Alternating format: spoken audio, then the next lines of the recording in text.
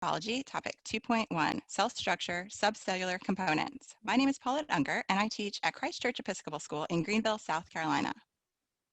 In this lesson, I'm going to discuss how ribosomes reflect the common ancestry of all known life, and then I'll discuss the structure and function of a few other subcellular components and organelles.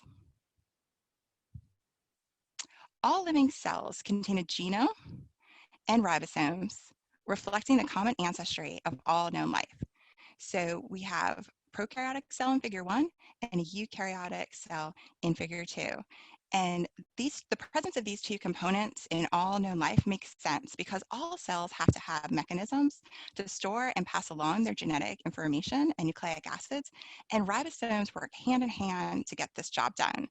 Ribosomes function to synthesize proteins according to messenger RNA sequences, and the instructions that are encoded in that messenger RNA sequence originate from the genome of a cell. Now, unlike prokaryotic cells, the genome of eukaryotic cells is enclosed in a membrane-bound structure called the nucleus, which you can see here in the figure 2, which is a distinguishing feature of eukaryotic cells. However, the ribosomes, which are found in both cell types, are not membrane-enclosed structures. So let's take a look and see what the structure of ribosomes is actually like.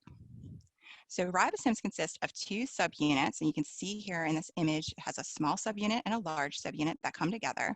And like I mentioned, they're not membrane-enclosed subunits. And ribosomes are made of ribosomal RNA, or rRNA, and proteins. And as I mentioned in the previous slide, the ribosomes are going to make proteins for the cell according to the messenger RNA sequences. So you can see a polypeptide chain growing from the ribosome. Now, eukaryotic cells have additional subcellular structures that are membrane-enclosed organelles, and each of those performs specialized functions for the cell, and these compartments increase the efficiency of the cell's metabolic reactions. So I hope you're ready because I'm going to go through a whole bunch of these for you right now and highlight the structure and function. So here we have the endoplasmic reticulum, or the ER, which is a network of membrane tubes within the cytoplasm of eukaryotic cells. And there's two forms of the ER. So you can see here we have the rough ER, which in the image, notice it's like studded with little dots. Well, those dots represent ribosomes, which are attached to the membrane of the rough ER. And the rough ER compartmentalizes the cell and is associated with the packaging of the newly synthesized proteins made by those attached ribosomes for possible shipment to other parts of the cell, or even for export out of the cell through the plasma membrane.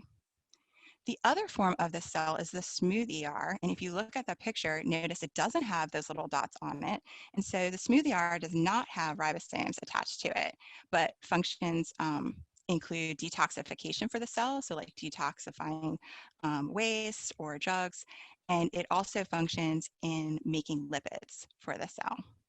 So notice again, we have that structure function theme, like structural differences between that rough ER and the smooth ER leads to their functional differences.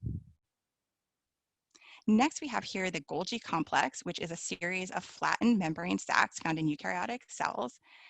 And the Golgi is involved in the correct folding and modification of newly made proteins and packaging those proteins for protein trafficking. Again, shipping proteins to other parts of the cell or even for export out of the cell. So you'll notice these little bubbles around the Golgi complex. These are vesicles, and you have incoming transport vesicles and secretory vesicles. And vesicles are just membrane containers that help move materials from one part of the cell to the next.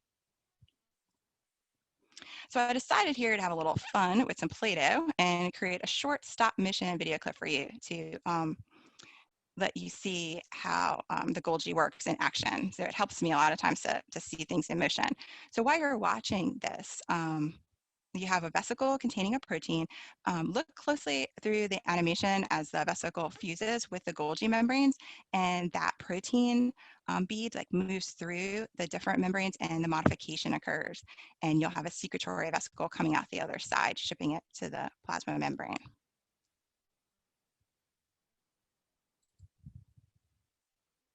Okay, wait for it. There's your modification. And now you have that secretory vesicle. Okay, so that just gives you an idea of how proteins might move through the Golgi membranes and get modified. The next membrane enclosed organelle we have is the mitochondria, and mitochondria actually have double membranes. So we have an outer membrane and an inner membrane. The outer membrane is smooth, while the inner membrane is highly convoluted, forming folds called cristae. And the mitochondria functions in production of ATP energy for the cell that the cell can then use to do work for itself. Here we have the lysosome, which is a membrane-enclosed sac found in some eukaryotic cells that contain hydrolytic enzymes. So hydrolysis is chemical digestion. And so what might the cell be digesting? Well, a variety of materials such as damaged cell parts or macromolecules such as carbohydrates or proteins, lipids. So the lysosomes function in that regard. Vacuoles are membrane-bound sacs found in eukaryotic cells, and they play a variety of roles ranging from the storage of water and other macromolecules to the release of waste from the cell. And in figure 1, we have a plant cell, and plant cells have large central vacuoles. And I thought this was a really cool image of plant cells from the microscopic view, and you can see nicely the membrane of the vacuole containing that fluid for that plant cell. Lastly, we have chloroplasts, which are found in photosynthetic algae and plants. They have a double outer membrane, much like the mitochondria does, and they're specialized for capturing energy from the sun and producing sugar for the organism through the process of photosynthesis. So we just looked at a bunch of visual representations of several membrane-bound organelles and subcellular parts. So let's practice using the visual representations and describing biological concepts from those visuals. Here we have an AP question.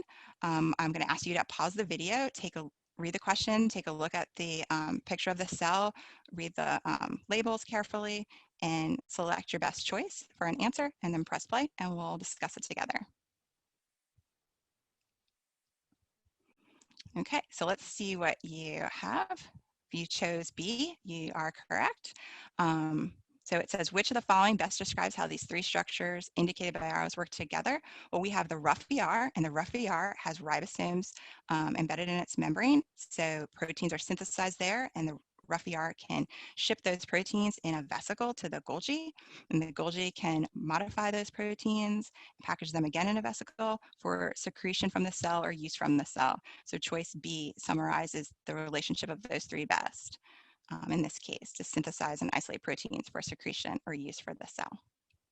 So you just keep in mind, think if you, as you're learning the functions of these, that'll help you determine the best way that they might work together. So some key takeaways here are that ribosomes are not enclosed by a membrane and are subcellular components found in all forms of life, which reflects that common ancestry of all known life, and they function to make proteins for the cell. Eukaryotic cells have additional membrane-enclosed organelles that perform specialized functions for the cell as well, and we went through several of them that are listed here. So feel free to go back at any point in time and review those structures and functions as you need. Thank you for watching, and I hope this video was helpful to you.